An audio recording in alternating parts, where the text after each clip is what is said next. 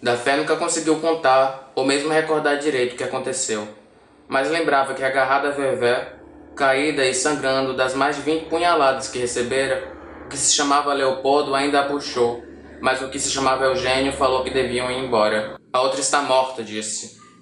Isso já está perdendo a graça, vamos embora. E durante os 21 dias que se seguiram, Da Fé mal se mexeu. Não abriu a boca para dizer uma só palavra. Permaneceu sentado de cabeça baixa, olhando as mãos abertas no colo. Tudo que vamos contar veio de lá de Taparica, ele havaiano de viveu Pirapuama, e os personagens que ilustram essa trama, Da Fé, Patrício Macário e a mística figura do cenário ao passar. Em 1500, o território que hoje conhecemos como Brasil foi revelado para a Europa devido à expedição marítima de Portugal. Sem um devido registro escrito das sociedades que aqui habitavam antes dessa data, ficou costume para a sociedade contemporânea entender a história do Brasil como uma jovem de apenas 500 anos. E bem, pensando nisso, eu lembro de um professor meu de história que falava que a história é construída de outras histórias. Então, como não existe uma história definida, nada mais justo que a literatura, sendo uma arte que é de criar a sua própria versão do que aconteceu nesses 519 anos que o Brasil existe. Viva o Povo Brasileiro, romance escrito pelo autor baiano João Baldo Ribeiro, apresenta os bastidores de diversos conflitos que aconteceram aqui no Brasil, desde a colonização do Nordeste pelos holandeses até a ditadura militar. O livro apresenta diversos personagens e aborda temas até inusitados, como o canibalismo, a fuga dos holandeses, independência do Brasil, sincretismo religioso, e a abolição da escravatura, guerra dos canudos e outros conflitos. Mas um dos temas que mais me chamou a atenção foi sobre a reencarnação. O livro apresenta uma alma que reencarna diversas vezes antes de entrar na sua grande jornada, que vai ser praticamente a parte principal do livro, a ideia principal do livro. Entretanto, enquanto nós acompanhamos essa jornada, percebemos que ela é apenas uma parte desse grande quebra-cabeça, e que cada indivíduo em uma sociedade tem a sua missão. Então, sabendo dessa ideia, é inútil você entender os personagens do livro como apenas herói, ou apenas vilão, ou apenas um comediante. Não. Em toda a jornada, claro, vão ter pessoas que vão desempenhar papéis específicos naquela situação, mas na realidade, cada um é meio que herói. E um dos heróis que mais me chamou a atenção, por causa da surpresa de ele ser realmente um herói, é Nego Leléu. No episódio piloto de How to Get Away with Murder, a personagem de Annalise Keating é apresentada antes mesmo da sua imagem aparecer em tela. Enquanto Wes Gibbons está descendo as escadas para sentar no seu lugar marcado, alguns alunos comentam sobre a professora. Dessa maneira, enquanto ele faz esse pequeno percurso, ficamos pensando, que monstro é esse de quem todos falam? Essa mesma situação acontece no filme O Diabo Veste Prada e na saga Harry Potter. A antecipação, então, serve para que o espectador ou o leitor consiga construir um ethos pré-discursivo do personagem que será introduzido. Vale salientar que a expectativa do consumidor perante esse personagem pode não ser corroborado com seu desempenho durante o livro. No livro dessa análise, o narrador ele começa a introduzir o personagem de Nego Leléu com antecipação. Quem é aquele que lá vem longe, todo serelepe, lepe, fagueiro? Sabendo os devidos significados dos adjetivos, o leitor é capaz de criar no mínimo uma imagem positiva do personagem que ainda não sabemos o nome. Seguindo a antecipação, existe a resposta.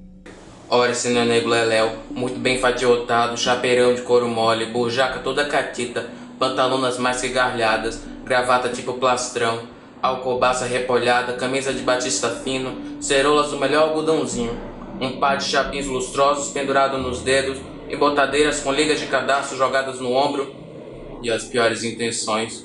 Dessa maneira, aquele que for apresentado como personagem até que simpático na sua antecipação se revela um personagem antagônico, podendo ser até como um vilão para os outros personagens do livro. Você viu a negra? Perguntou o barão, assim que ele entrou e mal tivera tempo de tirar o chapelão.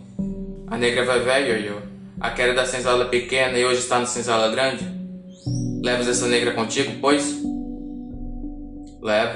Levo logo. É por isso que quando eu li o livro pela primeira vez, eu me surpreendi tanto com o desempenho de Nego Leléu na sua última aparição. Negra Vevé estava com um filho na barriga, enxertada pelo Barão, pura verdade. Ele apresentou realmente um arquétipo de herói. Ainda por cima, a menina nasceu não só antes do dia como antes da hora, por assim dizer. Nasceu quase dentro do saveiro em que viajavam para a encarnação. Ninguém contava com isso, pois pelas contas, ela era para nascer em março. Mas o que realmente é um herói? Durante muito tempo, a ideia de herói que nos acostumamos a encarar é a dos heróis das epopeias clássicas. E na Odisseia, por exemplo, Ulisses ele vai ser retratado como um marido fiel, um bom companheiro, um hóspede exemplar. Já em Divina Comédia, o personagem é apresentado pelos seus erros. O escritor cometeu pecados e ele agora vai atravessar o inferno e o purgatório e chegar ao paraíso. De qualquer maneira, Dante Alighieri vai ser retratado como o melhor à sua volta. Hoje em dia, a ideia de herói do mundo grego ficou apenas um nome. Tanto é que foi criada uma nova categoria para encaixar os heróis atualmente, são os anti-heróis, como Walter White, Anneliese Keating e Dora. A ideia de herói ou anti-herói, na maioria dos casos, é aquele personagem que a narrativa foca mais. Entretanto, isso pode haver alguns problemas. Na adaptação do livro A Hora da Estrela, os conflitos psicológicos que o autor fictício Rodrigo S.M. sofreu durante a narrativa toda foram ignorados. E isso levando em consideração que esses conflitos ocupam praticamente um terço do livro, no mínimo. Mas, se esse foco não é suficiente para determinar quem é o personagem principal, então o que determina? A melhor alternativa para saber disso é analisar a função dramática do personagem e comparar com a função dramática esperada por um herói. Christopher Vogler ele elenca a função de crescimento. Para ele, o herói é aquele que aprende ou cresce mais no decorrer da história. Heróis vencem obstáculos e alcançam objetivos, mas também ganham conhecimento e sabedoria. A essência de muitas histórias está no processo do aprendizado entre um herói e um mentor, ou um herói e um amor, ou mesmo entre um herói e um vilão. É função do herói, então, engrandecer-se pelas experiências vividas por ele durante a narrativa e as interações tidas com os outros personagens. Um dos conceitos com que eu mais me deparo em tudo que eu vejo, em tudo que eu leio e até no que eu escrevo é o de omne trium perfectum. A ideia é literalmente a tradução do latim: tudo em três é perfeito. Isso não se limita apenas na literatura ou no cinema. Isso vai se repetir em diversos aspectos da produção, como na fotografia, em que uma imagem é dividida em 3 colunas e 3 linhas. Também aparece um design em que uma paleta de cor pode ser feita a partir de 3 imagens espaçadas igualmente no círculo cromático. E nas editoras, as trilogias ganham um espaço enorme. Em muitos casos, a terceira parte é responsável pelo maior peso da obra. Por exemplo, na comédia, a terceira vez que você repete um ocorrido sempre tende a ser mais engraçado. No filme, o terceiro ato é responsável pelo alívio da tensão pela catarse. Em uma tríade, o final sempre tem que ser mais significativo do que as partes anteriores. Mas, para ser mais significativo, o autor tem que trabalhar conscientemente os detalhes das partes anteriores. Caso contrário, o consumidor vai questionar o tempo gasto naquela obra em geral. Olhou para o rostinho dela, o choro tinha passado. Ela agora metia a mão nos 3 ou 4 cabelos do peito dele, puxava como se quisesse pendurar-se. Ai, sua filha da putinha, gritou Leléu com vontade de baixar o tapa nas mãos dela. Vou te dar um cascudo na moleira, sua peste. Falou com o rosto bem junto dela, e coisa combinada, coisa feita, ela riu. Riu no começo, mostrando somente o dente de baixo e os 2 de cima, depois dobrando a risada, depois ralhando, depois agarrando a barba dele, depois com o corpinho se sacudindo contra o peito dele. E quando ele fechou a cara para tomar uma atitude, nem que fosse tapar-lhe a boca com a mão ou dar-lhe logo um piparote nas forças para que ela se assuntasse, ela ficou seriazinha, os olhos verdões arregalados na direção dele, a cabecinha se encostando no ombro dele, a gargalhada passando a sorrisinho, tanta atenção nele, como se ele fosse o meio do mundo. Teria sido assim que Leléu principiara a virar 2? Seguindo a ideia de 3, o narrador de Viva o Povo Brasileiro se atenta a criar mais 2 situações que repetem a estrutura anterior apresentada: antecipação, confirmação e descrição. Quem é aquele que lá vem lá longe, todo serelepe de lepe de fagueiro?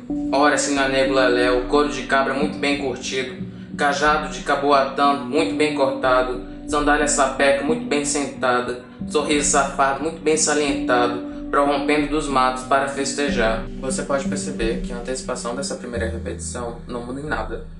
O que vai mudar realmente é a descrição, no qual o narrador vai tentar passar uma nova imagem do personagem que a gente já conheceu em algumas páginas atrás e que se mostrou totalmente oposto ao que é apresentado nessa parte. Acontece que anteriormente ele foi entendido como vilão, e agora o narrador tenta passar uma imagem de alguém mais simpático, mais mocinho. Dessa maneira, o leitor acaba encontrando um homem mais dócil, sem aquelas piores intenções. A maior diferença fica na segunda repetição, o final da tríade. De quem será esse velório lá longe, lombregado, lamentoso e lúgubre?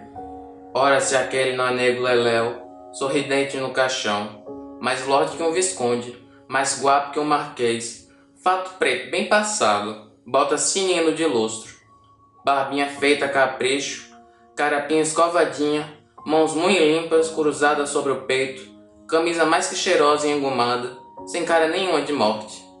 Enquanto que nos dois trechos anteriores o foco ficava na pessoa expressa pelo pronome aquele, nesse terceiro trecho o foco fica no objeto, na situação, expresso pelo substantivo velório.